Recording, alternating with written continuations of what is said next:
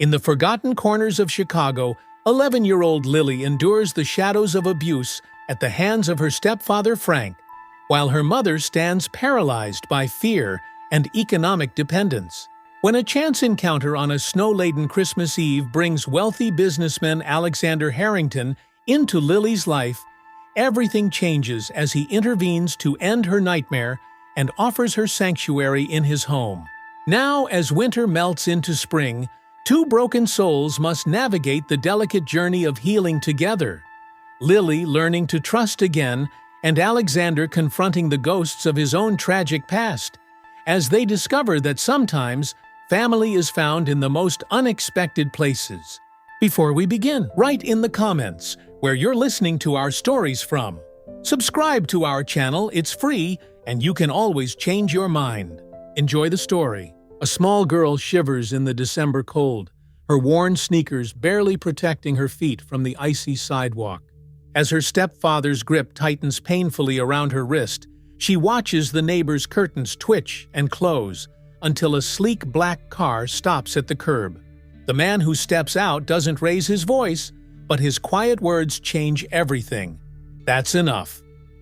The Chicago winter had sunk its teeth deep into the neighborhood, transforming the modest houses of Pine Ridge into frost-covered shells. House number 42 stood indistinguishable from the others, except for the shouts that pierced through its thin walls on Christmas Eve, when most homes were filled with anticipation and warmth. The front door burst open with a crack that echoed down the silent street. A thin girl with tangled brown hair tumbled onto the porch, yanked by a man whose face was twisted with rage. "You ungrateful little thief!" Frank bellowed, his fingers digging into 11-year-old Lily's arm. "I told you never to touch my stuff." Lily's breath came in white puffs as she tried to pull away. Her heart hammered against her ribs, but she knew better than to scream. No one would help. They never did.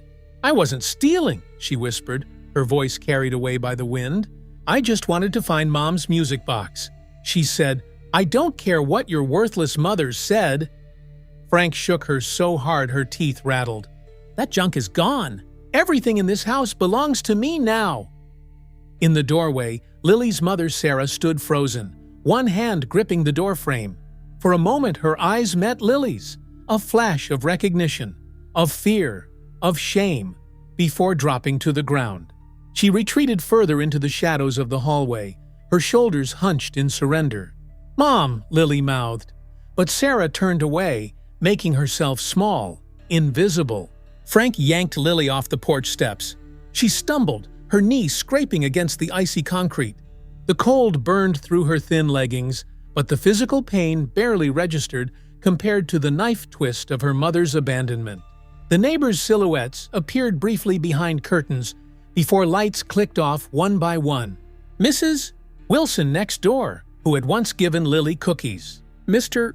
Parker across the street, who waved to her each morning as she walked to school. All witnessing, all silent, all complicit. "Maybe I should just throw you out tonight," Frank hissed, his breath hot with whiskey. "See how you like sleeping in the snow, huh? Maybe that'll teach you some respect." Lily bit her lip to keep from crying. She had learned early that tears only made him angrier. Her gaze fixed on her sneakers, once white, now gray, and splitting at the seams, her toes visible through holes worn in the canvas. A Christmas gift from her real dad 3 years ago, the last Christmas before the accident. The sudden sweep of headlights cut through the dark scene, illuminating Frank and Lily in harsh relief like actors caught in a spotlight.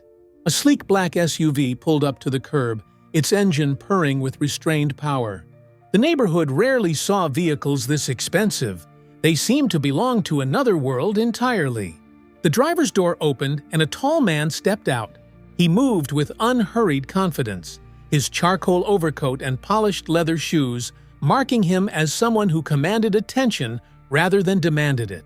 His salt and pepper hair was neatly trimmed, his face composed but for the intensity of his gaze, which locked onto Frank with the focus of a hawk spotting its prey. "That's enough," he said. His voice wasn't loud, but it carried with the weight of absolute authority. Frank's grip on Lily's arm slackened in surprise. "Who the hell are you?" The stranger reached into his coat pocket and pulled out a smartphone. "My name is Alexander Harrington. I'm recording this interaction, and I'm sure the police will find it interesting." He gestured toward Lily, as will Child Protective Services. Frank's face flushed redder. "This is none of your business, man. This is between me and my kid. Is she your biological child?" Alexander's question was precise, calculated. Frank shifted uncomfortably. "She's my wife's kid, but I'm raising her, so nothing gives you the right to drag her outside in freezing temperatures without proper clothing or to threaten her with homelessness." Alexander took a step forward, his voice dropping lower, colder. "I don't need to raise my voice to explain how quickly a man like me can make your life very, very difficult." For the first time in Lily's memory, she saw uncertainty flash across Frank's face. He glanced around, searching for allies, but found only darkened windows and silence. "She was snooping through my stuff," Frank muttered, his bluster deflating. "Kid needs discipline." "What she needs," Alexander said, "is to not be mistreated." He turned to Lily, and his voice softened slightly. "Are you injured?" Lily shook her head, though her knee stung and her wrist throbbed where Frank had grabbed her. "Lily!" Sarah's voice finally emerged from the doorway, thin and frightened. "Come inside, honey. It's cold." Alexander raised an eyebrow. "You find your voice only now, when another adult intervenes?" Sarah flinched as if slapped.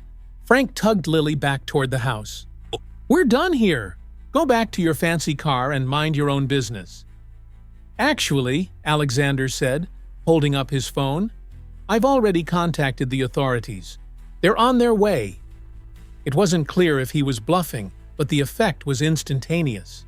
Frank released Lily's arm and backed toward the door. "Fine, whatever, but this isn't over." He pointed at Lily. "Get inside, now." Lily hesitated, caught between familiar danger and unknown rescue. She glanced at Alexander, this stranger who had done what no one else in her neighborhood had dared to do. "He can't hurt you anymore," Alexander said quietly. "Not tonight, and not if I have anything to say about it." The wail of distant sirens grew louder, confirming that Alexander Harrington was not a man who made empty threats. Frank cursed, slamming the door as he retreated inside the house. Lily stood alone on the sidewalk, rubbing her wrist, suddenly aware of how cold she was without the burning focus of fear to distract her. Snow began to fall, delicate flakes catching in her tangled hair. Alexander approached slowly, keeping a respectful distance. "My name is Alex," he said, as if they were meeting under ordinary circumstances. "What's yours?" "Lily," she whispered, her voice finding more strength as she added, "Lily Brooks." "It's nice to meet you, Lily Brooks," he said with a gravity that acknowledged the absurdity of pleasantries in their situation. "Though I wish it were under better circumstances." Two police cars rounded the corner, their lights painting the snow-covered street in alternating red and blue. As they pulled up to the curb, Alex knelt to meet Lily's eyes. "Things are about to get complicated," he said, "but I want you to know something important. What happened to you tonight isn't your fault, and you're not alone anymore." Lily stared at him, searching for the lie, the hidden agenda, the inevitable disappointment that came with adult promises. But all she found was steady resolve in his eyes, the first dependable thing she'd encountered in years. As the police officers approached, Lily felt something shift inside her chest.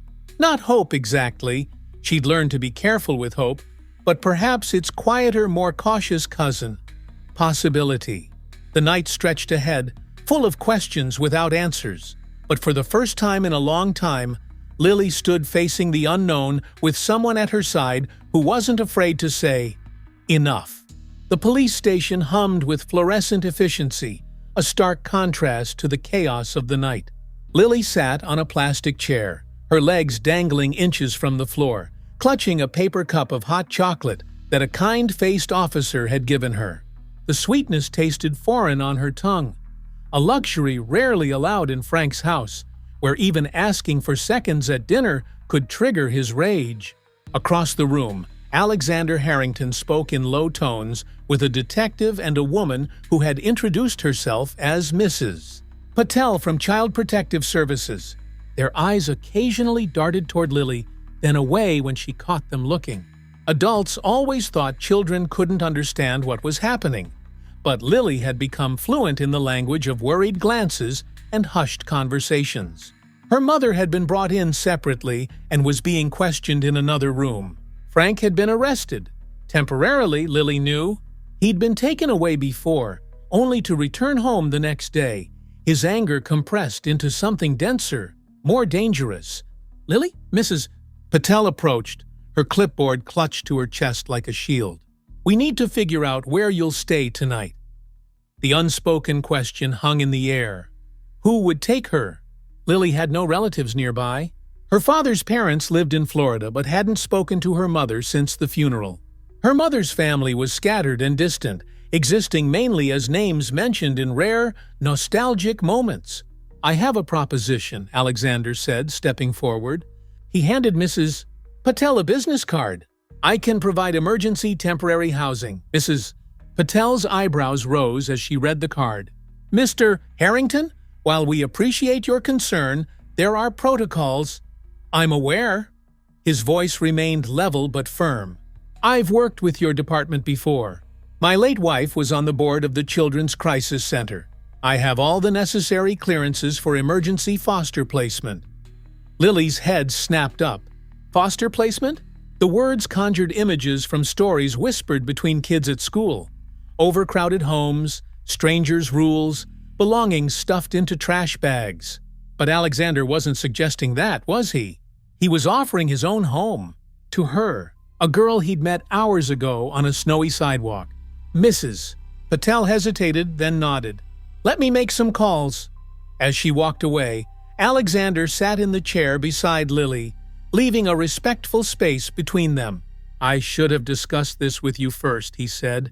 "It's your decision, too." Lily stared at him. Adults rarely presented her life as a series of choices rather than commands. "Why?" she finally asked. The question contained multitudes. Why help me?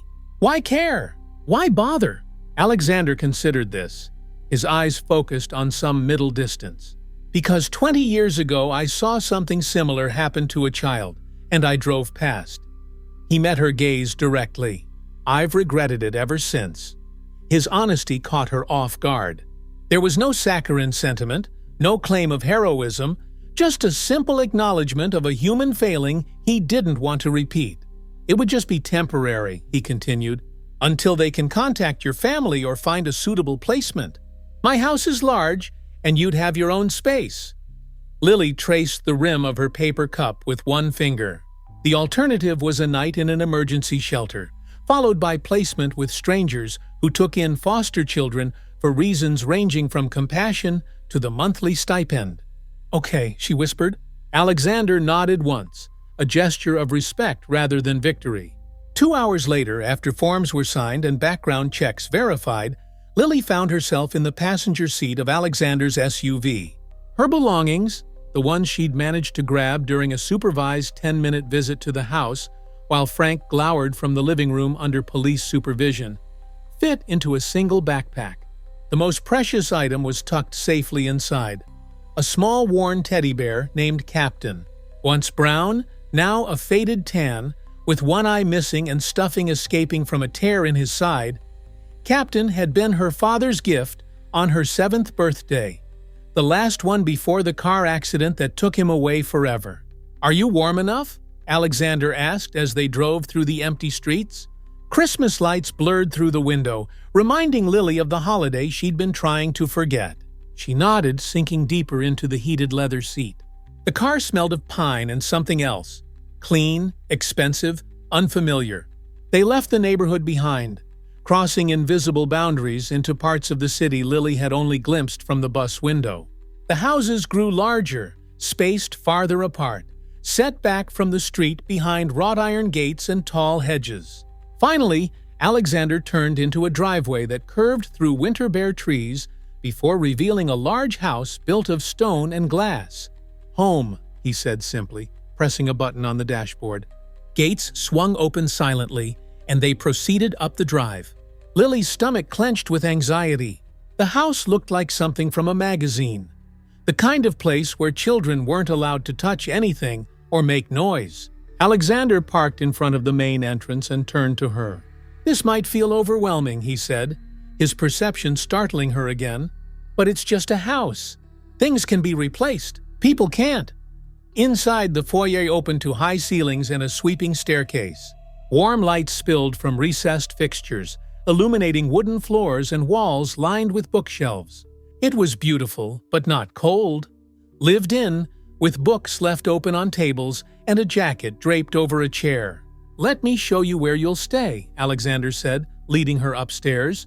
The guest room was larger than Lily's entire bedroom at home, with a queen-sized bed covered in a plush navy comforter and more pillows than she'd ever seen outside a department store.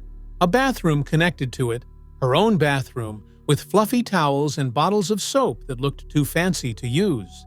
"There are some clothes in the dresser," Alexander explained. "They belong to my daughter, Olivia. They might be a bit big, but they'll do for now." Lily froze. "Your daughter?" A shadow crossed Alexander's face. "She passed away 4 years ago. She was 12. The information hit Lily like a physical blow. This man who had intervened, who had offered his home, he was a father who had lost his child, and she was a child who had lost her father. The symmetry wasn't lost on her, even at 11.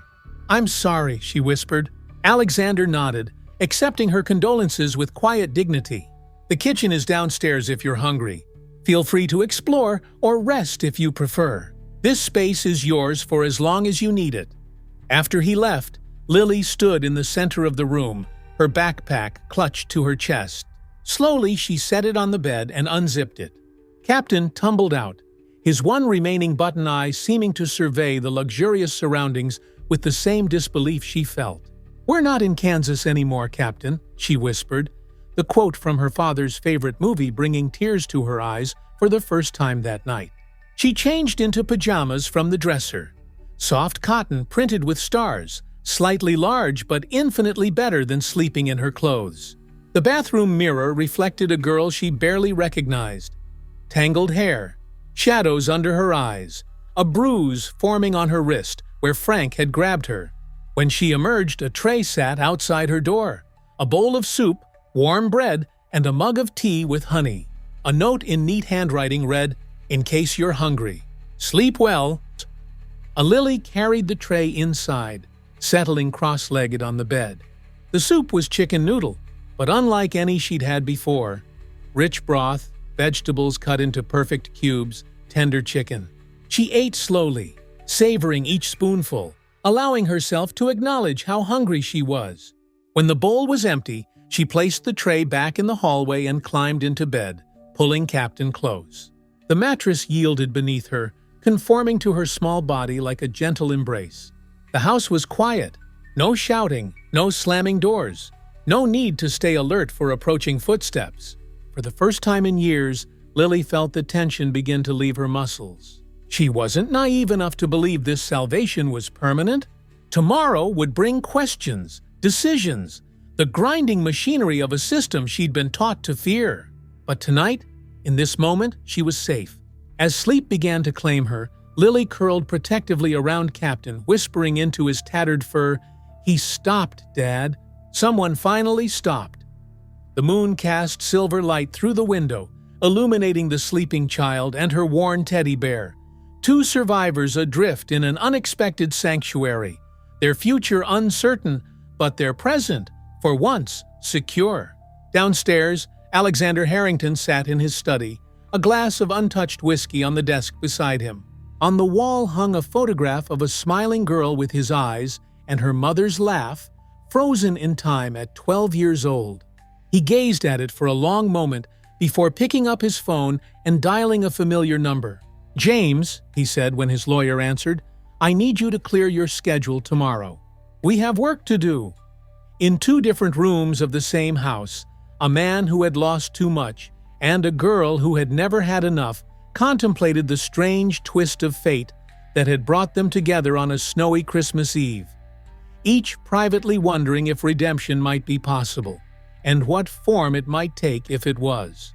Morning light filtered through unfamiliar curtains, momentarily confusing Lily as she blinked awake. The plush comforter weighed comfortably around her shoulders, and for a few precious seconds, she existed in the liminal space between dreams and reality, before memory rushed back like a cold wave. Frank's anger, her mother's silence, the stranger in the expensive car, the police station. Lily sat up, finding Captain nestled against her side. She pulled the teddy bear onto her lap, running her fingers over his worn fur. "We're at Mr. Harrington's house," she whispered to him, needing to verbalize the impossible situation to make it real. A soft knock at the door startled her. She clutched Captain tighter as Alexander's voice came through. "Lily? There's breakfast downstairs when you're ready." "Okay," she called back, her voice cracking from sleep and anxiety. "Take your time," he added, footsteps already retreating down the hallway. Lily slid out of bed, her bare feet sinking into thick carpet. The bedroom connected to a bathroom with marble countertops and a shower with more buttons and knobs than she knew what to do with. After some cautious experimentation, she managed to wash up, marveling at the instant hot water, a luxury that had been unpredictable at best in her old house. In the dresser, she found clothes that must have belonged to Alexander's daughter. Jeans, sweaters, t-shirts, all neatly folded as if waiting for their owner's return. The thought made her stomach clench. She selected the plainest items she could find, a navy blue sweater and jeans that were slightly too long but manageable when rolled up. Captain watched from the bed as she dressed, his single-button eye regarding her solemnly. "I know," she said to him, responding to unspoken concern. "This isn't forever, but it's better than where we were." Downstairs, she followed the smell of coffee to a kitchen with gleaming countertops and a center island where Alexander sat reading something on a tablet. He looked up when she entered, offering a small smile that didn't quite reach his eyes. "Good morning," he said, setting the tablet aside. "Did you sleep well?" Lily nodded, hovering awkwardly at the threshold. Despite his kindness, Alexander Harrington remained a stranger, a powerful, wealthy stranger who had inserted himself into her life for reasons she couldn't fully comprehend. "I'm making pancakes," he continued, rising from his stool. "Olivia used to say my pancakes were the only edible thing I could cook." The mention of his daughter hung in the air between them. Lily wondered if he realized how often he referenced her, how the ghost of Olivia Harrington seemed to drift through the hallways of this beautiful empty house. Alexander gestured to a stool at the island. "Sit, please." Lily perched on the edge of the seat, watching as he moved around the kitchen with the careful precision of someone who rarely cooked, but took pride in doing it well. He poured batter onto a griddle, waited for bubbles to form, flipped each pancake with concentration. "Mrs. Patel from CPS will be coming by later this morning," he said casually, his back to her. "Standard procedure. They need to check on you and discuss next steps." Lily's appetite vanished. Next steps meant decisions about where she would go, who would take her. The system grinding into motion. "What about my mom?" she asked, the question escaping before she could stop it. Alexander turned, spatula in hand. His expression was carefully neutral. "She's being offered resources and support. The police report indicates this isn't the first domestic incident at your home." It wasn't. There had been others, nights when neighbors called the police, times when Frank's temper exploded like a grenade. But nothing ever changed. Frank would be gone for a day or two, sometimes a week, and then he'd return, contrite at first, then gradually slipping back into old patterns. "She won't leave him," Lily said flatly. It wasn't a question. Alexander placed a plate of pancakes in front of her, then sat across the island. "People make complicated choices for complicated reasons," he said. "Your mother may be afraid, or financially dependent, or both." "Or she loves him," Lily added, poking at a pancake with her fork. "Even though he hurts her. Even though he hurts me." The silence stretched between them, heavy with things neither knew how to say. "That doesn't make it right," Alexander finally replied. "And it doesn't mean you have to suffer for her choices." Lily looked up, meeting his gaze directly. "Then why did you help me? What do you get out of this?" It was the question that had been gnawing at her since the moment he stepped out of his car. No one did something for nothing. That was one of Frank's favorite lessons, delivered with a sneer and often a raised hand. Alexander didn't flinch from her directness. The honest answer? I don't know entirely. He took a sip of his coffee before continuing. Part of it is atonement for past failures. Part of it is because I was in a position to help, and fewer people do that than you might think. He paused, then added more quietly, and part of it might be that my house has been too quiet for too long. Before Lily could respond, the doorbell rang. Alexander checked his watch and sighed. That would be Mrs. Patel. Earlier than expected. The CPS worker wasn't alone. A tall man in a tailored suit accompanied her, carrying a leather briefcase that matched his polished shoes. Alexander introduced him as James Chen, his attorney. Is Lily in some kind of trouble? Mrs. Patel asked, eyeing the lawyer with suspicion as they settled in the living room. Not at all, James replied smoothly. I'm here to discuss options for Lily's situation and to provide any legal assistance Mr. Harrington might need as a temporary guardian. Mrs. Patel's eyes narrowed slightly. We're still determining the appropriate placement for Lily. While we appreciate Mr. Harrington's assistance last night, there are protocols which we fully respect, Alexander interrupted.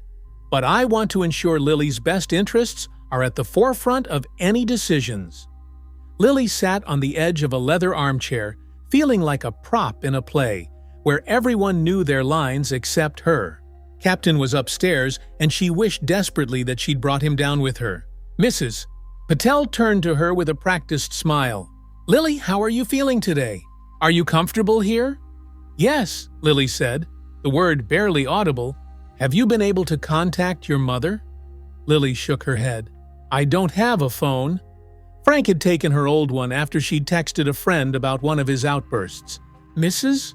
Patel made a note on her tablet. We've spoken with Sarah, your mother. She's currently staying with a friend while Mr. Marshall is out on bail. Frank was out already.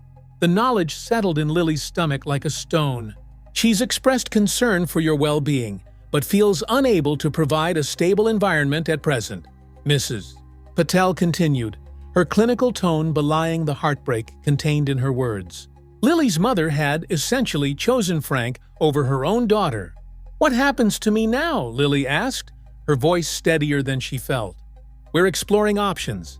There are no immediate family members available to take custody, so we're looking at temporary foster placement. I'd like to petition for temporary guardianship, Alexander interjected. Mrs. Patel blinked in surprise. Mr. Harrington, while your concern is commendable, guardianship is a significant legal step, not a decision to be made impulsively. It's not impulsive, he countered. James has already prepared the preliminary paperwork. I have the resources, stability, and capacity to provide Lily with a safe environment while more permanent arrangements are considered. James produced documents from his briefcase, handing them to Mrs. Patel.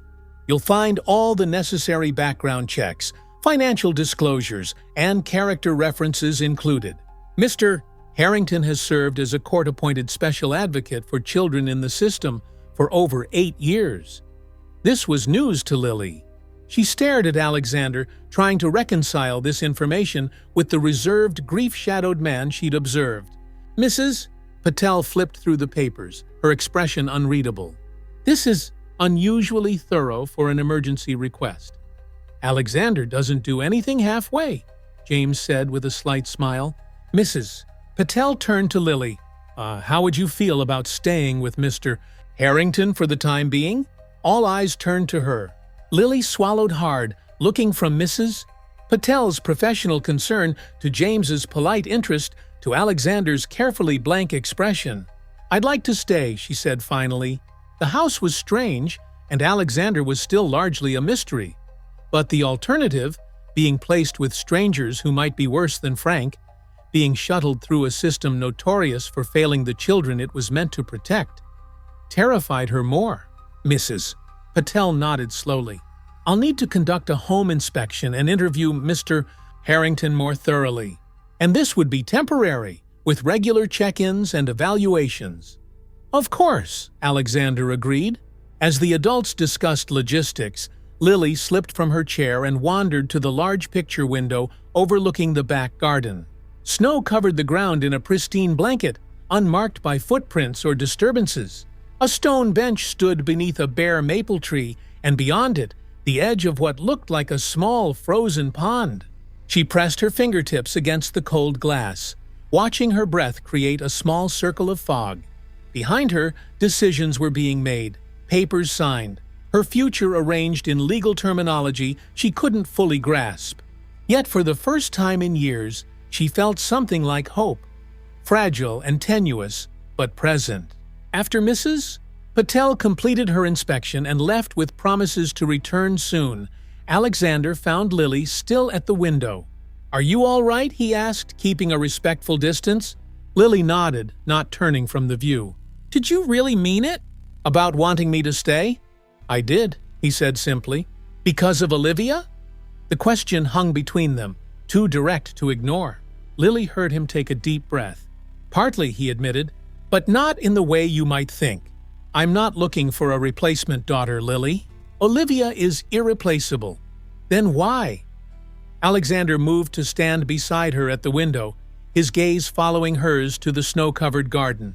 "Because losing her taught me something important. Life is too short to ignore suffering when you have the power to alleviate it."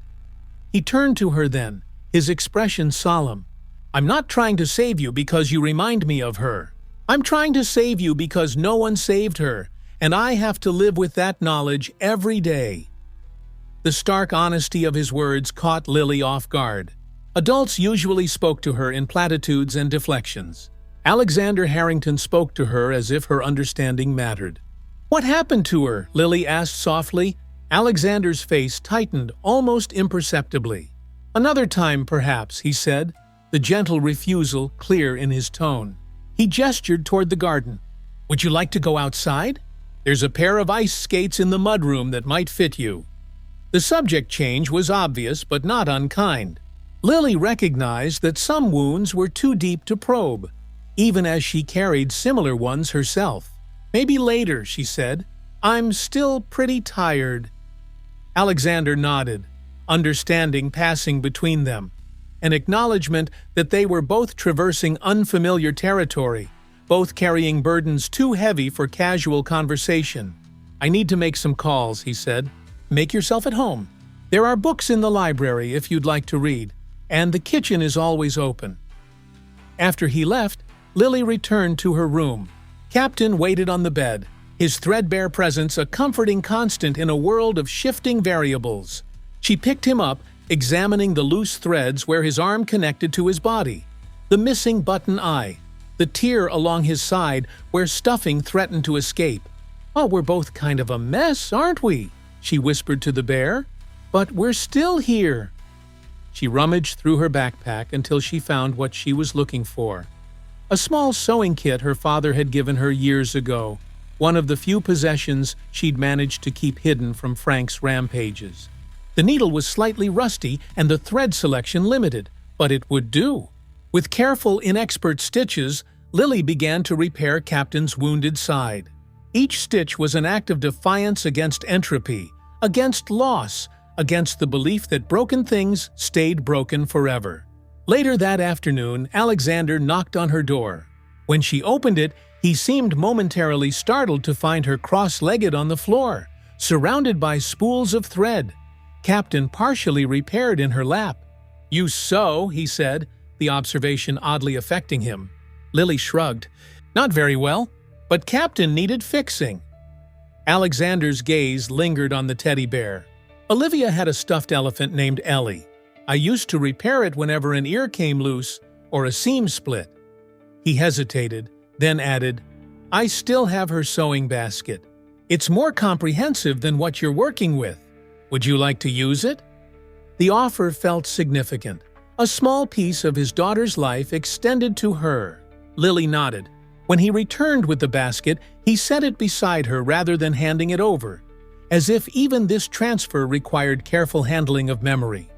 "Thank you," she said, opening it to find an array of threads, buttons, needles, and small scissors. tools for mending what was broken. Alexander remained in the doorway, watching as she selected a sturdier needle and stronger thread. "Lily," he said finally, "I want you to know that whatever happens next, you're not alone in this." She looked up at him. This man who had stepped between her and harm, who navigated grief like a familiar country, who offered shelter without demanding gratitude. "I know," she replied, and was surprised to find she meant it.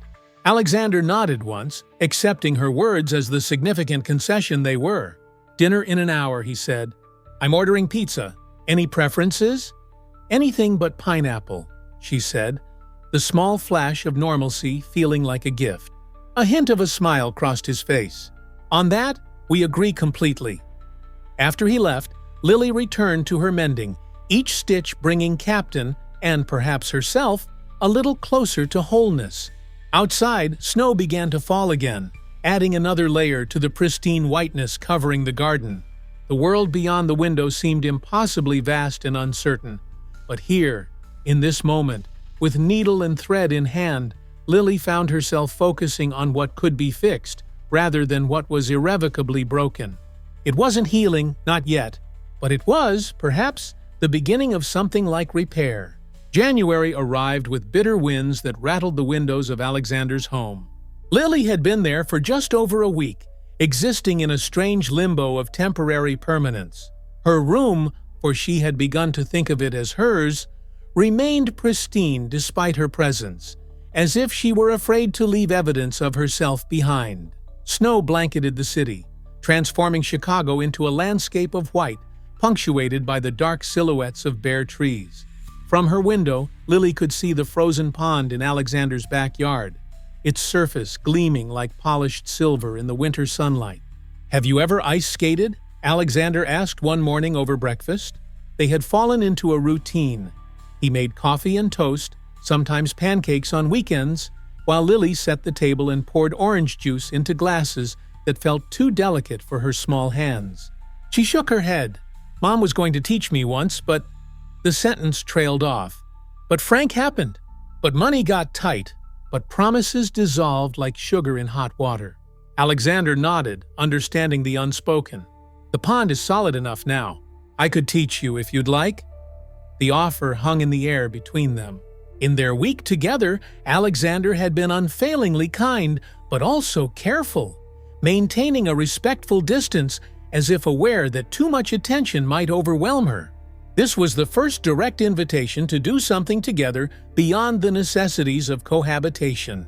"Okay," Lily said finally, surprising herself with the ease of her acceptance. Later that afternoon, she stood at the edge of the pond, her feet awkward in borrowed skates that Alexander had produced from a storage closet. "These were Olivia's," he explained, helping her lace them properly. "She outgrew them the winter before." He didn't finish the sentence, but Lily nodded. Before she died, the unspoken reality of Olivia's absence permeated every corner of the house, visible in the photographs that Alexander sometimes looked at when he thought Lily wasn't watching, in the careful preservation of her room upstairs. A shrine Lily had glimpsed only once through a partially open door. "The trick is to keep your ankles straight," Alexander said, demonstrating as he stepped onto the ice.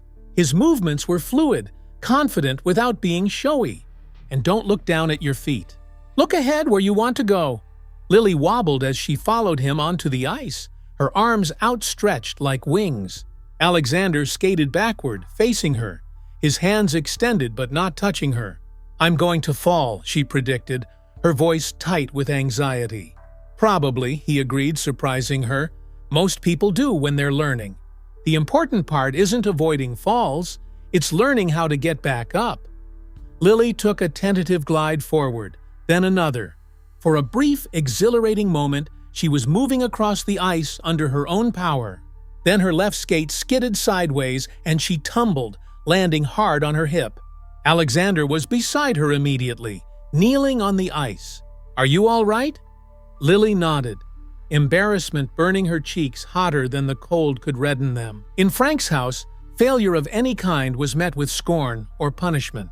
She braced herself for mockery that didn't come. Instead, Alexander offered a hand. "Ready to try again?" She looked up at him, searching his face for signs of disappointment or derision, finding only patient expectation.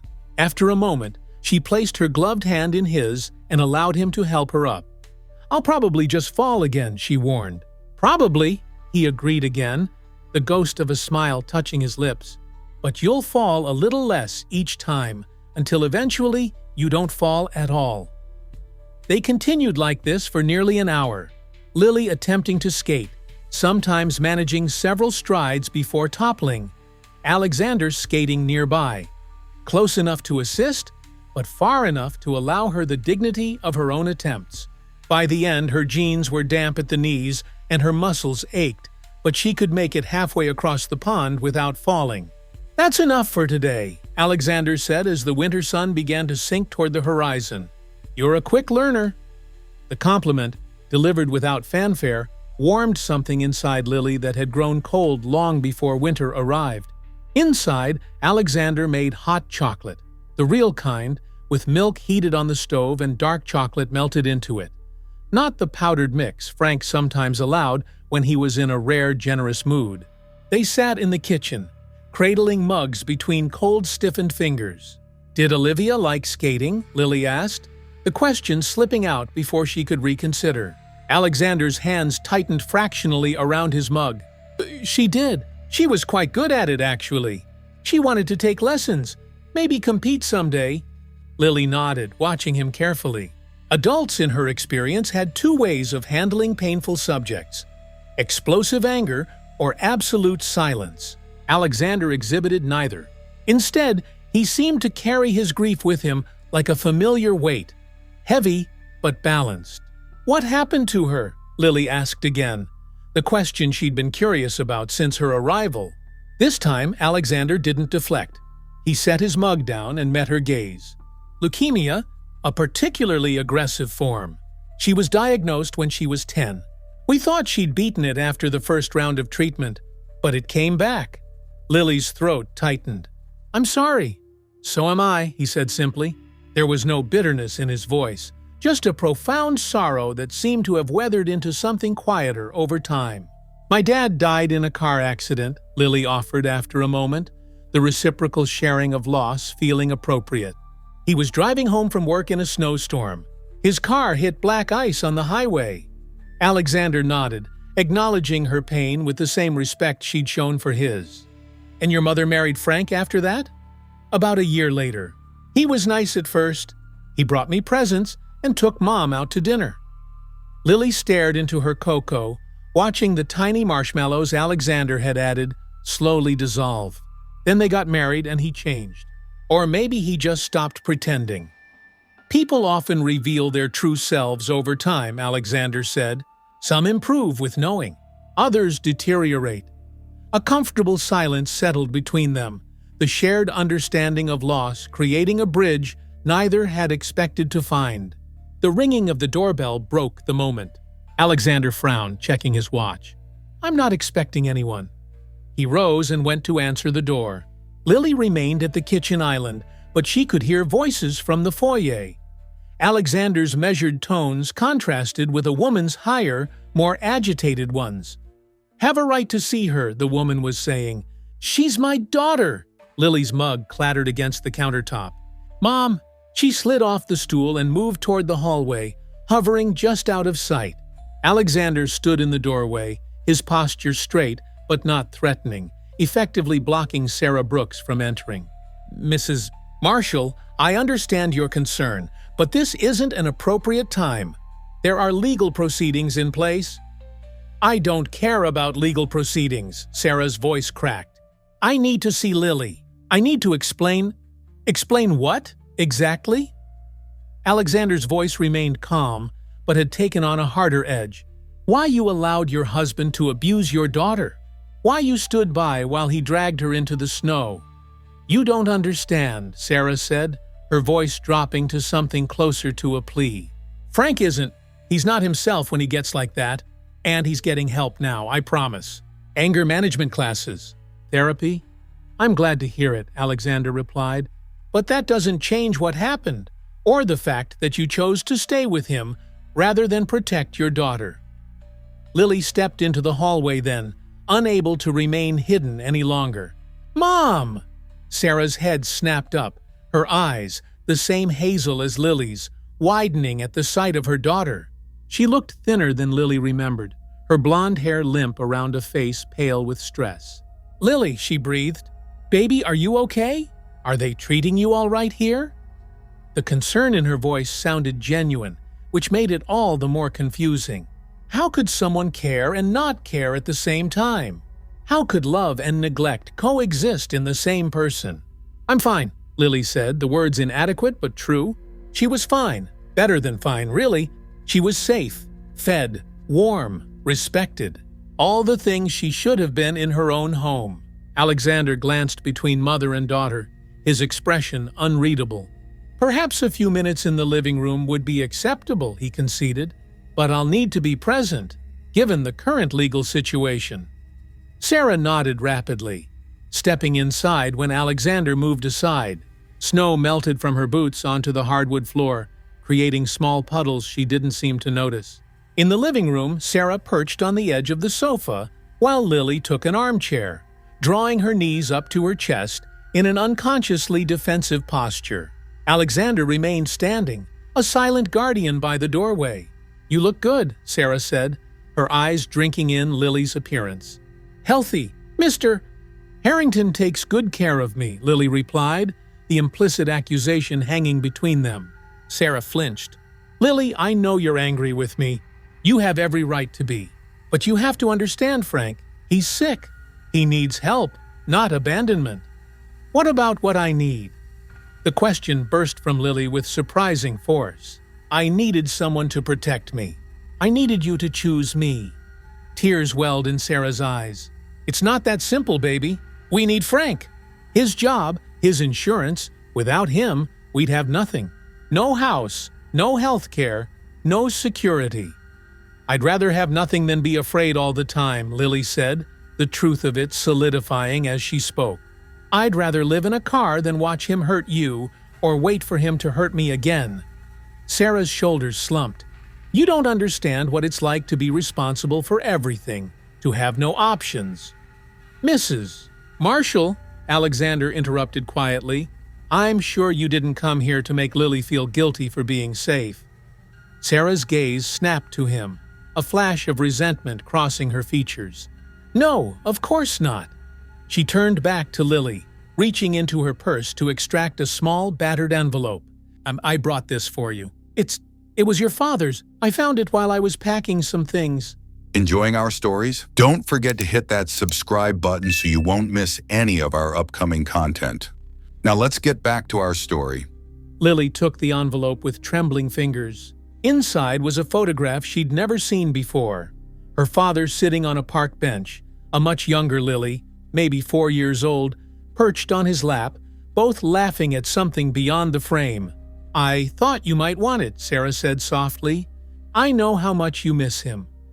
The gesture was unexpectedly tender, a reminder that beneath the compromises and failures, this woman had once been simply her mother, the person who bandaged, scraped knees, and sang lullabies, and kept the nightmares at bay.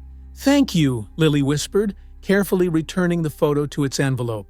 Sarah stood, clearly sensing the visit had reached its natural conclusion. "I'm staying with my friend Diane for a while. Frank and we're taking some time apart while he works on his issues." She pulled a slip of paper from her pocket. "This is the address and phone number in case you want to call or visit." Lily took the paper but made no promises. The space between them felt both vast and fragile, a chasm that could widen or narrow depending on choices yet to be made. At the door, Sarah turned to Alexander. "Thank you for taking care of her," she said, the words clearly difficult for her to speak. "I know you must think I'm a terrible mother." "I think you're someone in an impossible situation making flawed choices," he replied with unexpected gentleness. "The question is whether you'll continue making those same choices." After Sarah left, Lily retreated to her room, the photograph and her mother's contact information clutched in her hand. Captain waited on the bed, recently repaired with sturdy thread from Olivia's sewing basket, a new button eye sewn where the original had been lost. "She came," Lily told the bear, sinking onto the bed. "Yeah, she actually came." She wasn't sure if this was a good thing or not. Her feelings toward her mother were a tangled mess of love, anger, longing, and distrust, impossible to untangle into anything resembling clarity. A knock at the door pulled her from her thoughts. Alexander stood there, his expression gentle but concerned. "Are you all right?" he asked. Lily nodded, though she wasn't entirely sure it was true. "She's staying away from Frank, at least for now." "That's a positive step," Alexander acknowledged. "It takes courage to leave, even temporarily." "Do you think she'll go back to him?" Lily asked, voicing the fear that had been forming since her mother left. Alexander considered the question with the seriousness it deserved. "I don't know," he admitted. "Change is difficult, especially when fear is involved. But I do know that seeing you safe and well, might give her strength she didn't know she had." He hesitated, then added, "Whatever she decides, it doesn't diminish your worth or your right to safety." The statement was so direct, so contrary to everything Frank had implied through word and action, that Lily felt tears prick behind her eyes. "What happens now?" she asked, blinking rapidly. "With me, I mean." Alexander leaned against the doorframe, respecting the boundary of her space. "The court will make decisions about that. I've petitioned for extended temporary guardianship while your mother's situation stabilizes. If she genuinely separates from Frank and creates a safe environment, you may eventually return to her care. And if she doesn't? Then we'll cross that bridge when we come to it," he said simply. "But you won't be alone, Lily. I promise you that."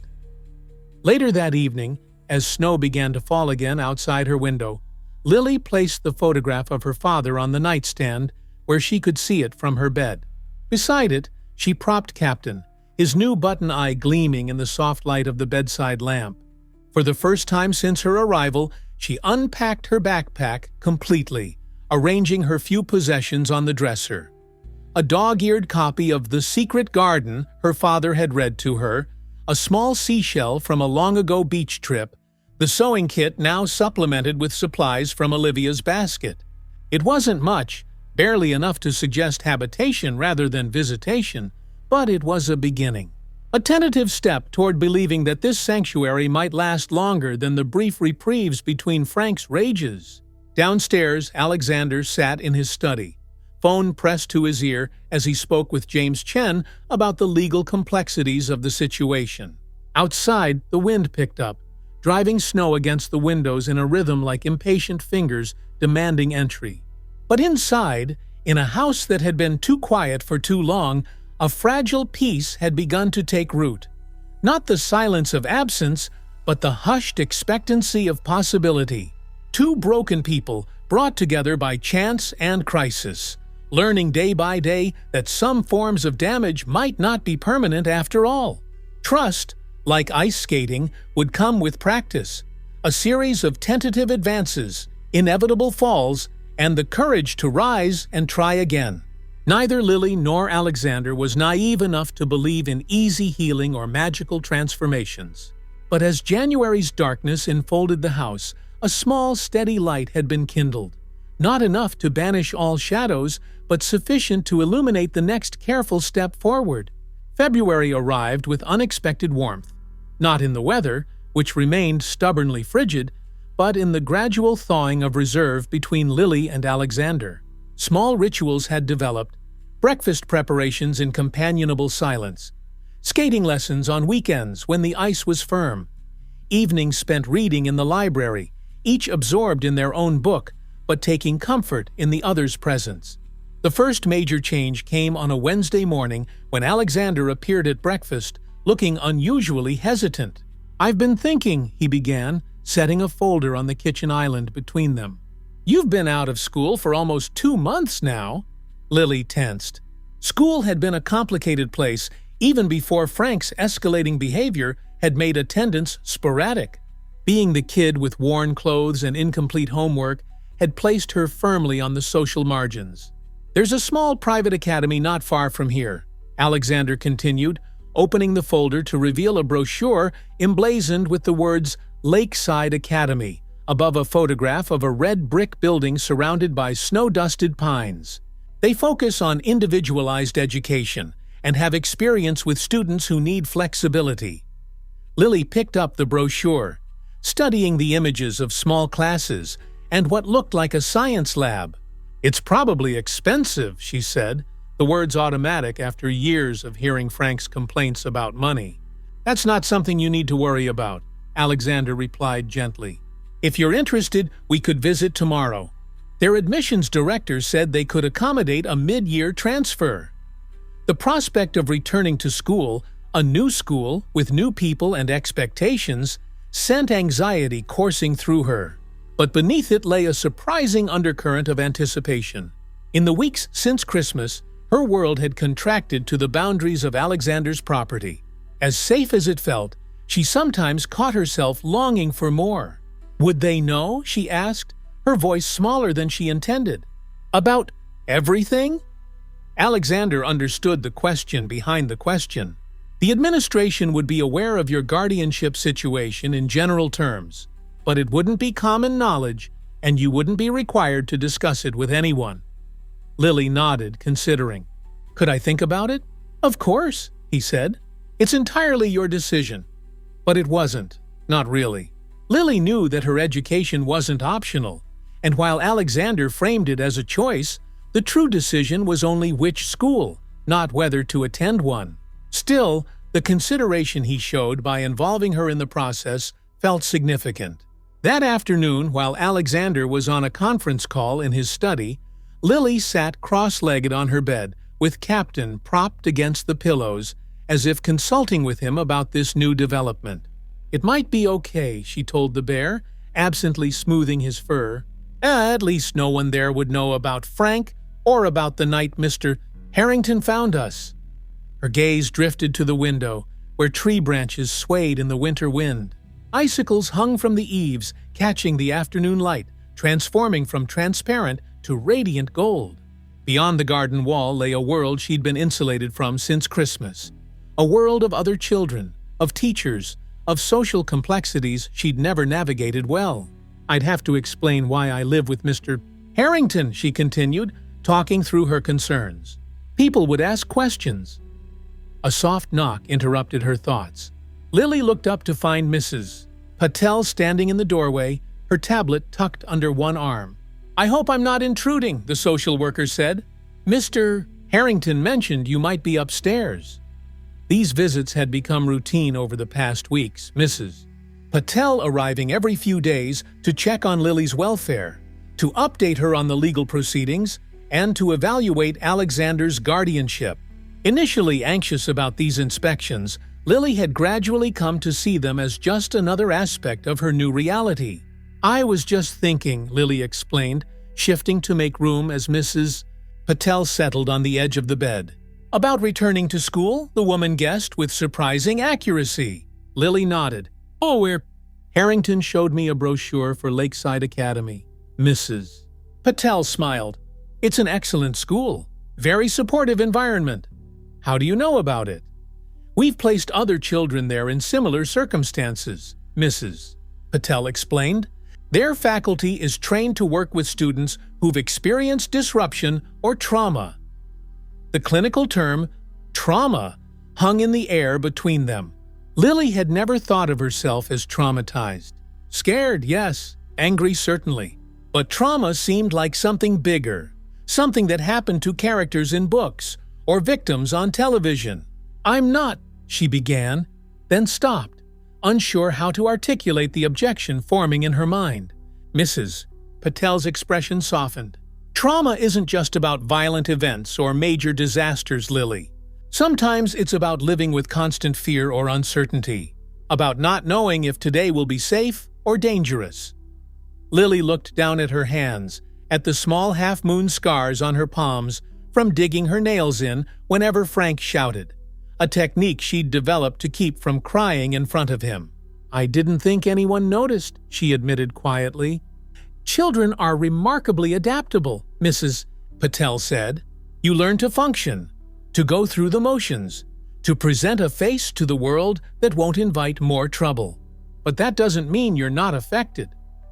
Lily thought about this, about the hypervigilance that had become second nature, the constant monitoring of adult moods, the careful calculation of when to speak and when to make herself invisible.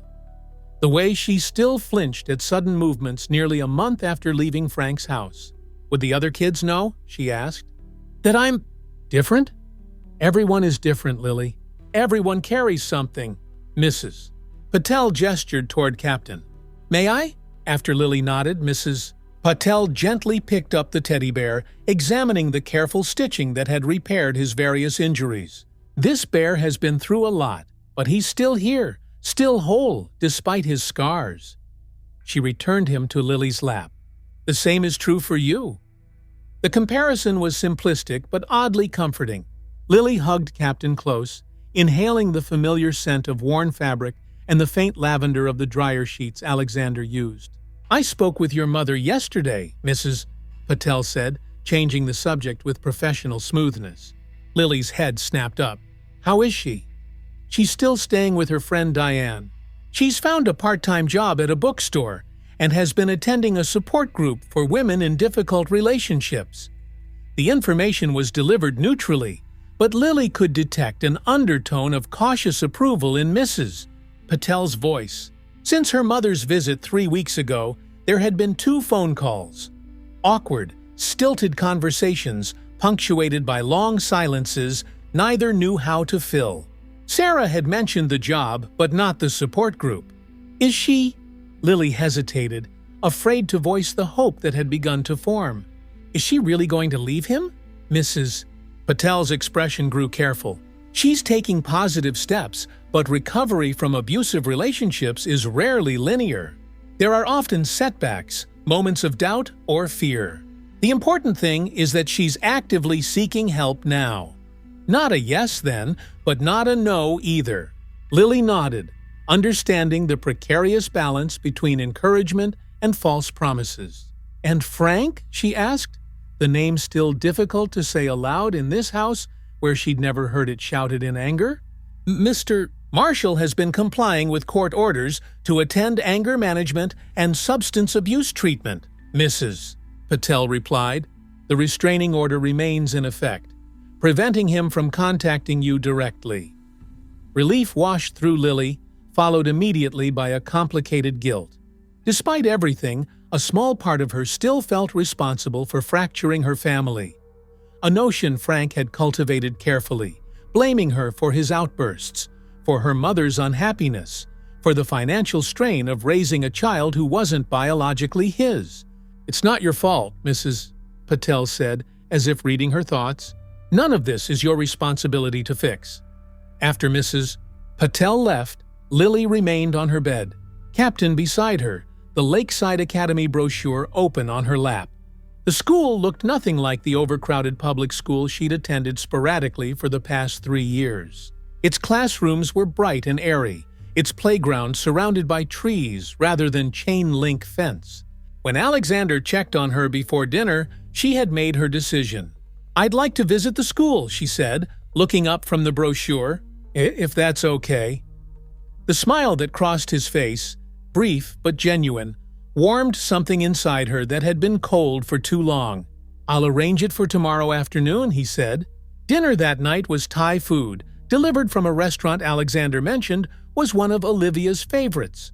As they ate, he told Lily about Lakeside Academy, how Olivia had attended through her illness whenever she was well enough, how the teachers had come to the hospital during her worst days to ensure she didn't fall behind.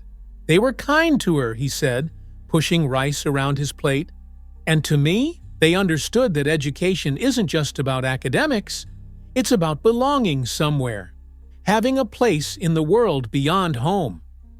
Lily nodded, recognizing the truth in his words. School had once been her refuge, a place where even if she wasn't popular or exceptional, she could at least escape the tension of her home for several hours each day. What if I can't catch up, she asked, giving voice to the worry that had been growing since she first saw the brochure. I've missed a lot of school. Then you'll work at your own pace until you do, Alexander replied simply. The point isn't to be perfect, Lily. It's to keep moving forward. The next day, bundled against the February chill, they drove to Lakeside Academy. The campus was smaller than it had appeared in the brochure, but somehow more inviting, less institutional, more like a community. Students in Navy uniforms moved between buildings, their laughter visible in puffs of breath that hung in the cold air. Dr. Eleanor Chen, the admissions director, greeted them warmly in a sunlit office decorated with student artwork and photographs.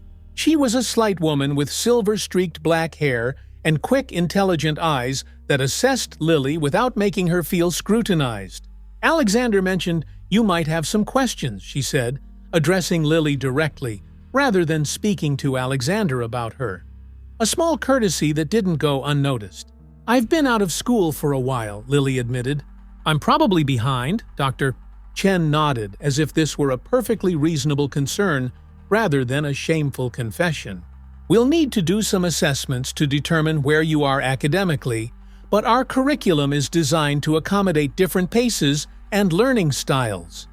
She showed them around the campus, classrooms where students worked in small groups, a science lab where middle schoolers were constructing what looked like miniature solar systems, an art studio filled with light and the earthy smell of clay. "We emphasize creative expression here, Dr. Chen explained, as they watched a girl Lily's age carefully shape a ceramic bowl on a pottery wheel. Art, music, movement, they're not extracurricular luxuries, but essential components of a complete education. In a classroom designated for Lily's grade level, the teacher, a young man with a neatly trimmed beard and glasses, was reading aloud from a novel while students followed along in their own copies. He paused to greet them, introducing himself as Mr. Reed. "We're just starting The Giver," he explained. "Ever read it, Lily?" She shook her head. "You're in for a treat then," he said with genuine enthusiasm. "It's one of my favorites to teach." As they continued the tour, Lily found herself imagining what it might be like to be part of this place, to sit in these classrooms, to have teachers who seemed genuinely interested in their subjects, to attend a school where no one knew about Frank or her mother, or the night Alexander had found her on the sidewalk. In Dr. Chen's office after the tour, they discussed practical matters, uniforms, books, the assessment process, the possibility of starting as soon as the following week. "Do you think you might like to join us, Lily, Dr.?" Chen asked, her question direct but gentle.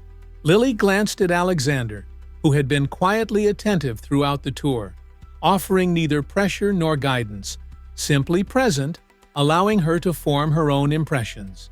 "Yes," she said, surprising herself with the absence of hesitation. "I think I would." The decision made, the administrative wheels began to turn. Alexander signed forms while Lily answered Dr. Chen's questions about her academic history, her strengths and challenges, her interests outside the classroom. By the time they left, she had been provisionally enrolled pending the results of placement assessments scheduled for Monday. In the car, Alexander didn't immediately start the engine. Instead, he turned to Lily with an expression she couldn't quite read.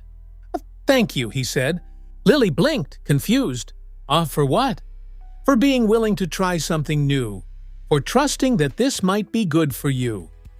The simple acknowledgement of her courage, for it did require courage to step into yet another unfamiliar environment, to risk judgment or failure or rejection, left Lily momentarily speechless. "It seems like a nice school," she managed finally, inadequate words for the complex emotions churning inside her.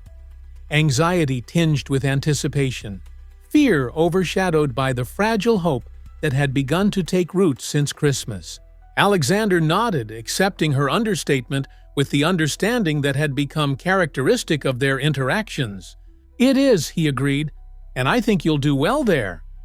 His confidence, offered without qualification or pressure, settled over her like a warm blanket on a cold night, not solving all problems, but making them more bearable through its simple presence. The weekend before Lily was to start at Lakeside passed in a flurry of preparation. Alexander took her shopping for the required uniform. navy skirts and trousers, white button-down shirts, a blazer with the school crest, sensible shoes that were new but not flashy. For the first time in memory, Lily had clothes that fit properly, that weren't handed down or purchased from clearance racks, with the expectation that she'd grow into them.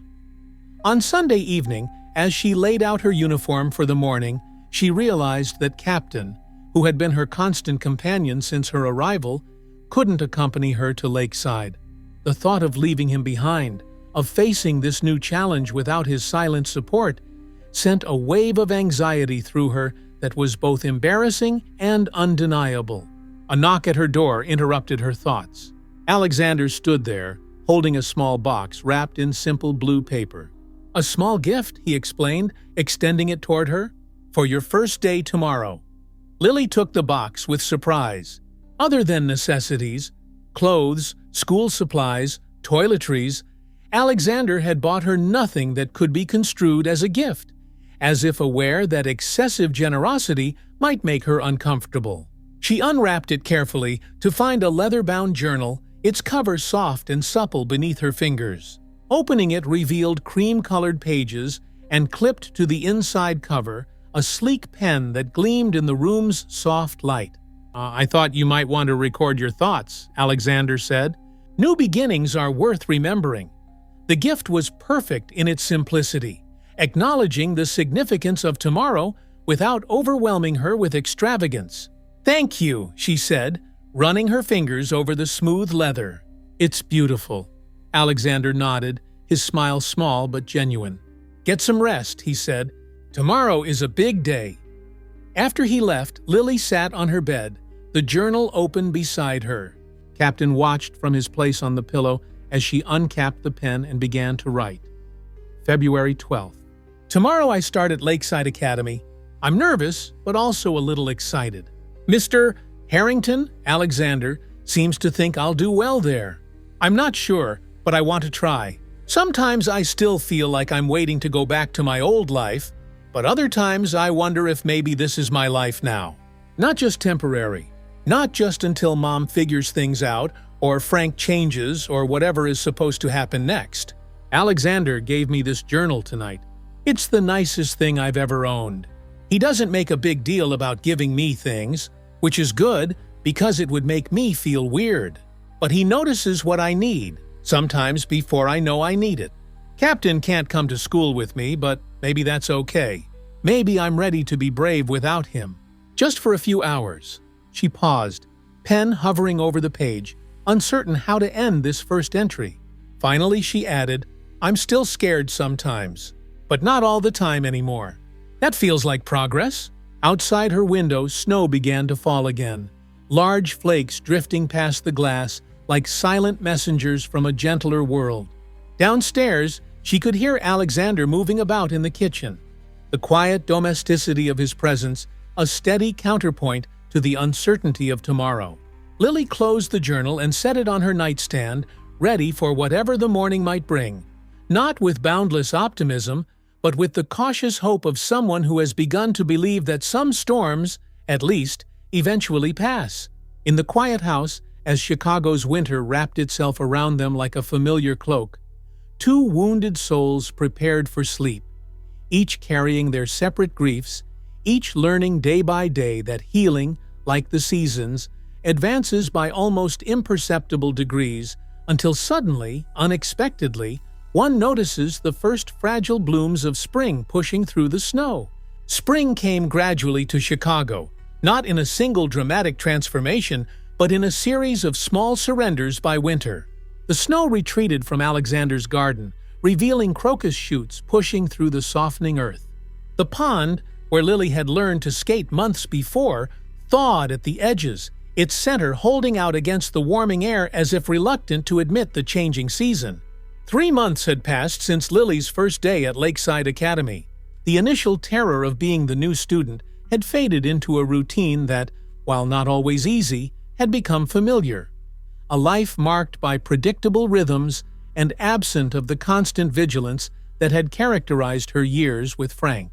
On a mild April morning, Lily sat at the kitchen island, reviewing notes for a history test while Alexander prepared breakfast. This, too, had become routine. These quiet mornings before school, the comfortable silence broken only by the sizzle of eggs in the pan and the occasional question about the day ahead. "Oh, Mrs. Patel called yesterday," Alexander said, sliding a plate of eggs and toast in front of her. "She wants to meet with both of us this afternoon." Lily's fork paused halfway to her mouth. The social worker's visits had become less frequent as the temporary guardianship stabilized, but her appearances still triggered a flutter of anxiety in Lily's chest. The lingering fear that everything could change with a single decision from an authority figure. "Did she say why?" Lily asked, setting her fork down. Alexander shook his head. "Just that there have been some developments she wants to discuss in person." Developments. The word hung between them, neutral yet loaded with possibility. Had Frank violated the restraining order? Had her mother decided to return to him? Or had she finally found an apartment? A job stable enough to support them both? A way forward without Frank's volatile presence? "Try not to worry," Alexander said, noticing her distraction. "Whatever it is, we'll handle it together." The reassurance was simple but powerful. Together. Words that had been absent from Lily's life for too long. She managed a nod and returned to her breakfast, though her appetite had diminished. The history test suddenly seemed trivial compared to the unknown changes Mrs. Patel might bring. At school, Lily moved through her classes in a fog of preoccupation. Her friend Emma, the first real friend she'd made at Lakeside, noticed her distraction during lunch. "Earth to Lily," Emma said, waving a hand in front of her face. "You've been stirring that yogurt for 5 minutes without taking a bite." Lily blinked, returning to the present moment. "Sorry, just thinking." "About the history test? I'm pretty sure you're going to ace it. You know more about the Civil War than Mr. Reed." "No, not the test." Lily hesitated, then added, "My social worker is coming over today. She said there are developments." Emma's expression softened. Unlike most of her classmates, who knew only that Lily lived with Alexander under some vague guardianship arrangement, Emma had been entrusted with more of the truth. Her own parents had divorced after her father's alcoholism had made their home life unpredictable, giving her a framework for understanding Lily's situation without judgment. "What kind of developments?" she asked. "I don't know. That's what's making me nervous." Emma reached across the table to squeeze Lily's hand briefly. "Text me later? Let me know what happens." Lily nodded, grateful for the simple concern. Having a friend who knew and cared, who saw her as a person with a complex life rather than just a problem case, was still a novelty she was learning to treasure. The school day crawled by, each class an exercise in forced concentration. When the final bell rang, Lily found Alexander waiting in the usual place, his car idling at the curb. The sight of him, dependable exactly where he said he would be, still caused a small leap of surprise in her chest, even after months of his consistent presence. "How was the test?" he asked, as she climbed into the passenger seat. "Fine, I think. I remembered most of the dates." He nodded, pulling away from the curb. "That's more than most adults can manage."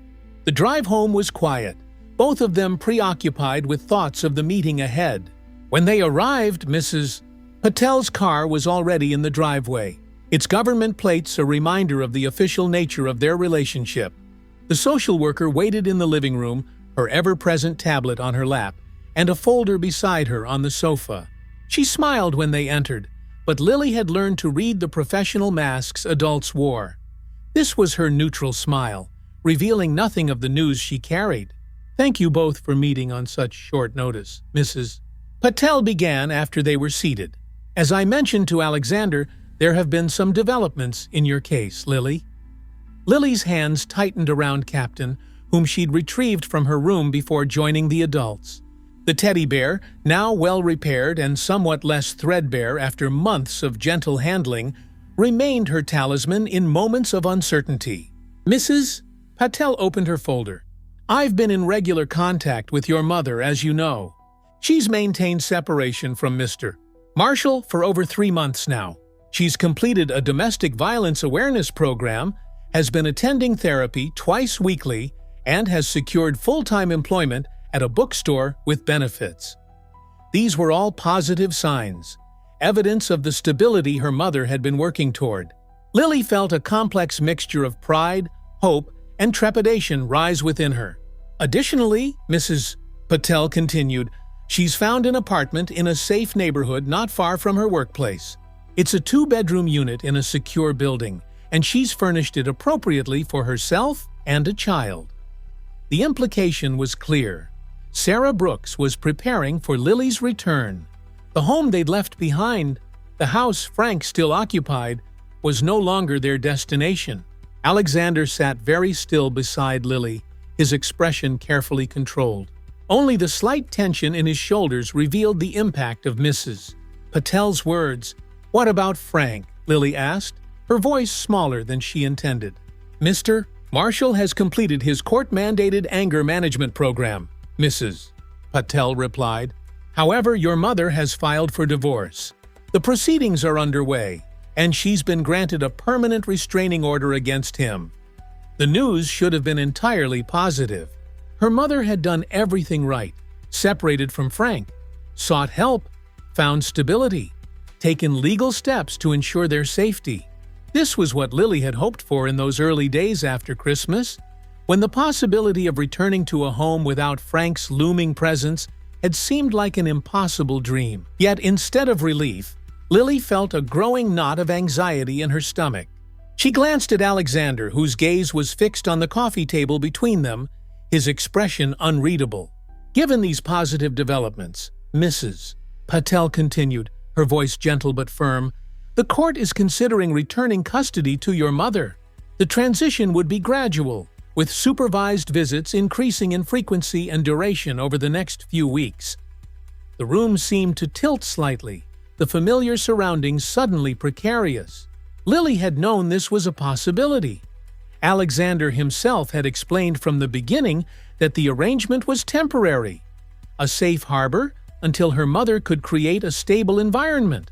But somewhere along the way, the theoretical future of returning to her mother had receded, replaced by the comfortable reality of life with Alexander. "Lily?" Mrs. Patel prompted when the silence stretched too long. "How do you feel about these developments?" It was a complex question with no simple answer. Lily loved her mother. That had never changed, even during the darkest days with Frank. But she had also come to trust Alexander, to rely on the safety and stability he provided, to appreciate the way he treated her as a person worthy of respect rather than a burden to be tolerated. I don't know," she admitted finally. Mrs. Patel nodded, unsurprised by her ambivalence. "That's perfectly normal. Changes, even positive ones, can be difficult to process. The important thing to remember is that nothing will happen suddenly. We'll take this one step at a time." After outlining the proposed visitation schedule, beginning with an afternoon visit that weekend, Mrs. Patel gathered her materials and prepared to leave. Alexander walked her to the door, their voices a low murmur Lily couldn't quite make out from her position on the sofa. When Alexander returned, he sat beside her, leaving a respectful distance between them as he always did. "How are you doing with all this?" he asked. Lily clutched Captain tighter, his fur soft against her fingers. "I should be happy, right? Mom's better. She left Frank. She has a job and an apartment." "There's no should about feelings," Alexander replied. "They're not right or wrong, they just are." The simple permission to feel whatever she was feeling, confusion, anxiety, ambivalence, released something tight in Lily's chest. "I love my mom," she said, "and I miss her." "But—" She stopped, the unspoken words hovering between them. "But I'm afraid. But I've been happy here. But I don't want to leave you." Alexander seemed to hear the unspoken as clearly as what she'd said aloud. "Change doesn't have to mean ending," he said quietly. "Whatever happens next, Lily, you won't lose this place. Or me." The promise, offered without conditions or qualifications, settled something inside her, not resolving the complexity of her feelings, but providing a foundation beneath them, solid enough to bear their weight.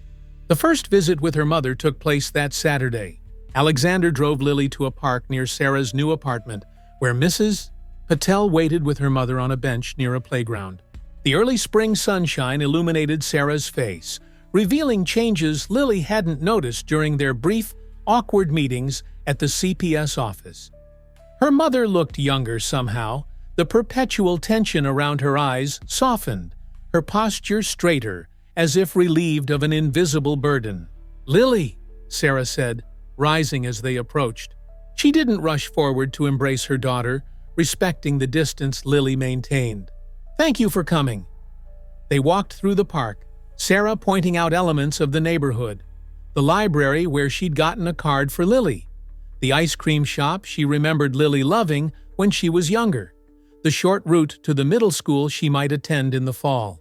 "My apartment is just there," Sarah said, gesturing toward a red brick building across the street. "You'll have your own room. It's not very big, but there's a window seat I thought you might like for reading." The care in her mother's voice, the evidence of thought given to Lily's preferences and comfort, pierced through the protective distance Lily had been maintaining. This was her mother, flawed and human but genuinely trying, fighting her way back from years of poor choices and compromises. "It sounds nice," Lily said, offering the olive branch of engagement. Sarah's smile in response was like sunrise, tentative at first, then radiant. "Would you like to see it, Mrs. Patel said it would be okay if you wanted to." Lily glanced at the social worker, who nodded encouragingly, then at Alexander, who stood a little apart, giving them space while remaining present. "Okay," Lily agreed. The apartment was on the third floor, accessed by a security door that required both a key and a code. Inside, Lily found a space that bore little resemblance to the house they'd shared with Frank.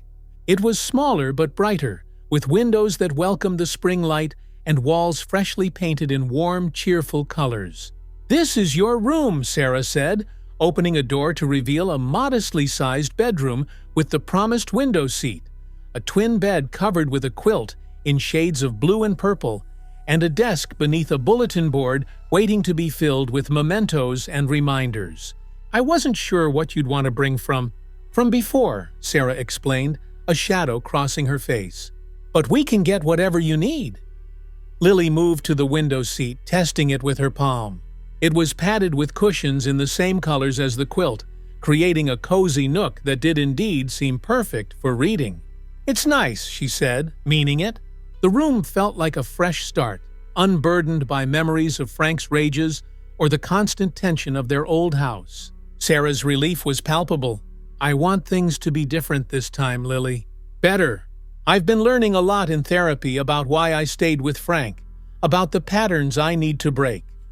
She hesitated, then added, "I know it doesn't make up for what happened, for not protecting you, but I'm trying to be the mother you deserve now." The words, honest, unembellished by excuses, reached past Lily's wariness to touch the part of her that had never stopped hoping her mother would choose her over Frank, would put her safety above all else. "I know," Lily said softly. "I can see that." The visit extended beyond the planned hour, stretching into the afternoon as Sarah showed Lily around the apartment, explained her job at the bookstore, shared stories about the neighbors and the neighborhood cats that sunned themselves on the building's front steps. Throughout, Mrs. Patel maintained a discreet presence, observing without interfering, while Alexander waited patiently, a steady anchor Lily could glance toward whenever the emotions threatened to overwhelm her. When it was time to leave, Sarah walked them back to the car. "Would it be all right if I called you tomorrow?" she asked Lily. "Just to talk for a bit?" Lily nodded, then surprised herself by stepping forward to hug her mother briefly. Sarah's arms encircled her, tentative at first, then tightening slightly as if afraid Lily might disappear if she held too loosely. "I love you," Sarah whispered into her hair. "I never stopped, even when I was too broken to show it right." "I love you too," Lily replied, the words simple but true. In the car, Alexander was unusually quiet as they drove back to his house. Lily watched his profile, noting the slight furrow between his brows, the way his hands gripped the steering wheel a fraction tighter than usual. "Are you okay?" she asked finally. He glanced at her, surprise briefly replacing the preoccupation in his expression. "I should be asking you that." "I'm okay, I think. It was good to see Mom. The apartment is nice." Alexander nodded, returning his gaze to the road. "I'm glad. Your mother has worked hard to create a safe place for you both." Something in his tone, a careful neutrality that didn't quite mask a deeper emotion, made Lily study him more closely. "You're sad," she realized aloud. For a moment, she thought he might deny it, retreat behind the polite armor he sometimes wore when emotions threatened to breach his careful composure. Instead, he sighed softly. "Yes," he admitted, "but that doesn't mean I'm not also happy for you." The simple honesty of his response, the acknowledgement that feelings could be complex, contradictory, and still equally valid, was characteristic of how he'd always spoken to her. "I'm sad too," Lily confessed, "even though I shouldn't be." "Why shouldn't you be?" "Because I'm getting what I wanted. Mom away from Frank, a safe place to live, things going back to normal." Alexander was quiet for a moment, considering her words. "Perhaps normal isn't what it used to be," he suggested gently. "Perhaps there's a new normal now, one that includes both your mother's apartment and my house."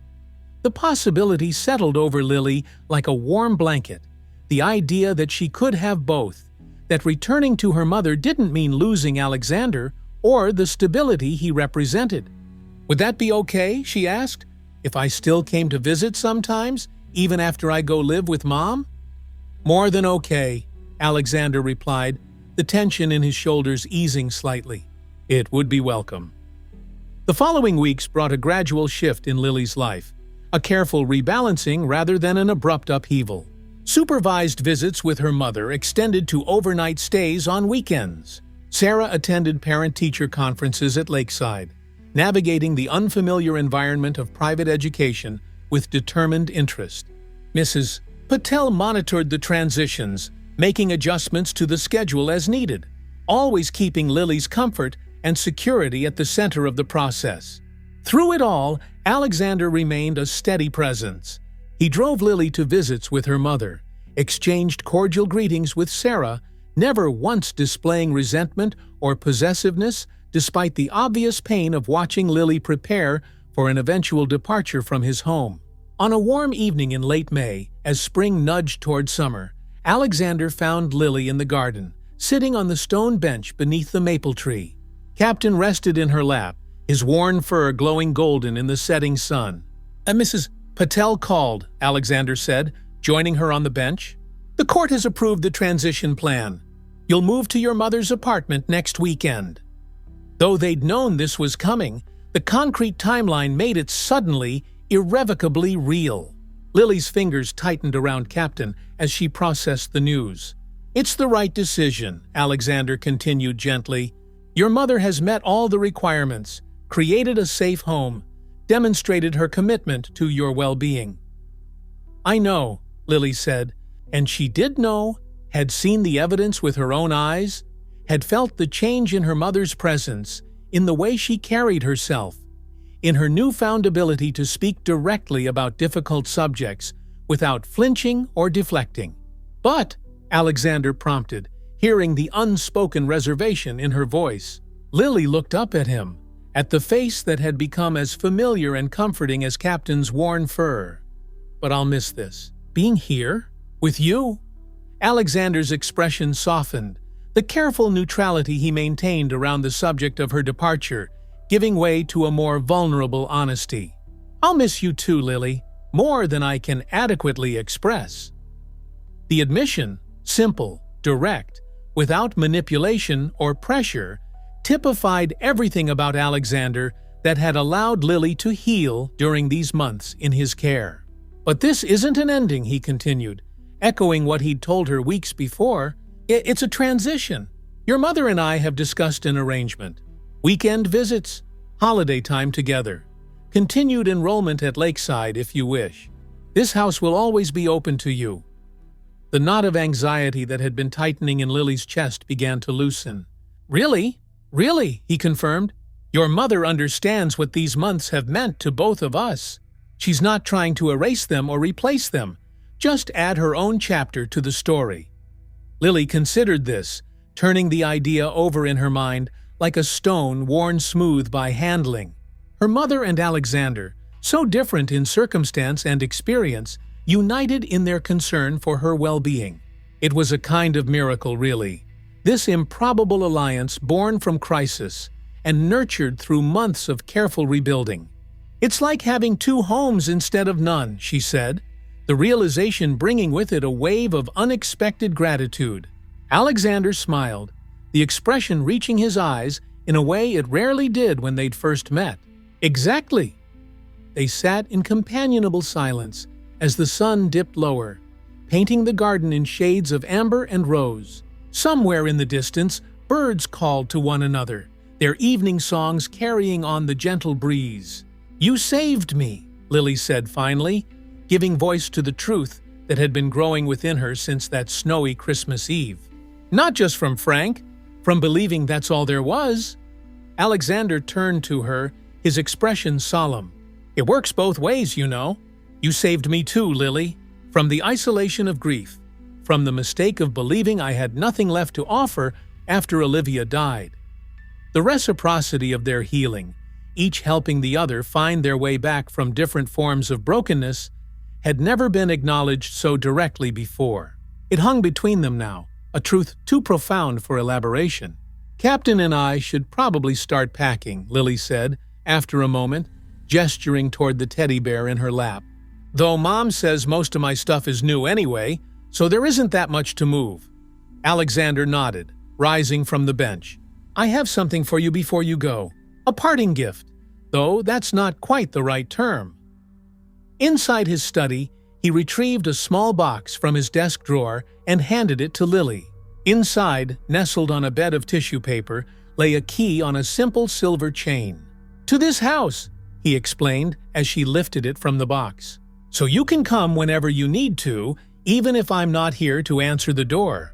This will always be your home too, Lily, for as long as you want it to be." The gift, symbolic and practical in equal measure, brought tears to Lily's eyes. She closed her fingers around the key, feeling its solid weight in her palm, a tangible representation of belonging. "Thank you," she whispered, the words inadequate for the emotion behind them.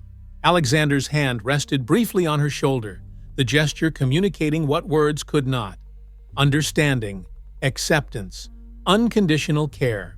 The following weekend brought Moving Day, a term that felt both momentous and slightly absurd, given how few possessions Lily needed to transport from Alexander's house to her mother's apartment. Sarah arrived mid-morning, her car parked beside Alexander's in the driveway, a physical representation of the unusual co-parenting arrangement they had developed. "Ready?" Sarah asked as Lily descended the stairs with her backpack and a small suitcase containing the clothes and books she'd accumulated during her 5-month stay. Lily nodded, though readiness felt like an oversimplification of her emotional state. She was eager to begin this new chapter with her mother, to build the relationship they should have had all along. But she was also acutely aware of what and whom she was leaving behind. Alexander carried her suitcase to Sarah's car, stowing it in the trunk with precise movements that betrayed the emotion he was working to contain. When everything was loaded, he turned to Lily with a smile that didn't quite mask the sadness in his eyes. "Remember," he said, "you're welcome here any time, day or night, planned or spontaneous." "I'll be back next weekend," Lily reminded him. The visit was already arranged, entered into calendars, confirmed with her mother.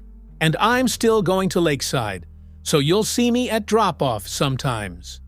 Alexander nodded, accepting these reassurances with the grace that characterized him. "Of course, and you have my number if you need anything before then." The moment had arrived, the parting they'd been preparing for since Mrs. Patel's visit weeks before. Lily hesitated, then stepped forward to wrap her arms around Alexander's waist in a hug that caught him momentarily off guard before he returned it, his embrace careful but firm. "Thank you," she whispered against his shirt, "for everything." "Thank you," he replied, his voice slightly rough, "for trusting me when you had every reason not to trust anyone." When they separated, Lily saw her mother watching from beside the car, her expression a complex mixture of gratitude and something like wonder, as if she couldn't quite believe the unlikely alliance that had formed across boundaries of class and circumstance, united by concern for her daughter. "We should go," Sarah said gently, "but we'll see Alexander on Friday when he comes for dinner." This was new information to Lily. "You're coming for dinner?" she asked, turning to Alexander with surprise. He nodded. "Your mother invited me. I thought it might help with the transition if we spent some time together in your new home." The thoughtfulness of the arrangement, Sarah's invitation, Alexander's acceptance, their mutual commitment to making this change as smooth as possible for Lily, filled her with a warmth that eased the ache of departure. As they drove away, Lily looked back through the rear window, watching Alexander's figure grow smaller with distance. Captain sat beside her on the back seat, his single-button eyes seeming to observe the passing scenery with the same contemplative silence she felt. "He's a good man," Sarah said, catching Lily's backward glance in the rearview mirror. "I'll always be grateful that he was there that night." "Me too," Lily replied, turning to face forward as they turned onto the main road, leaving Alexander's neighborhood behind. The future stretched before them, uncertain in its details but secure in its foundations. There would be adjustments, missteps, moments of doubt or difficulty. But there would also be this: two adults committed to her well-being, a mother reclaiming her strength, a guardian who had stepped into the breach when it mattered most. And there would be Lily herself, no longer the frightened girl on a snowy sidewalk, but a child who had discovered her own resilience, who had learned that some hands reach out not to harm, but to help, that some words are meant not to wound, but to heal. As the city unfolded around them, familiar streets giving way to the new neighborhood that would become home, Lily placed her hand on the key that hung beneath her shirt. A talisman, a promise, a bridge between what had been and what would be. Not an ending after all, but a beginning. Complex and imperfect and full of possibility, like all the best beginnings are.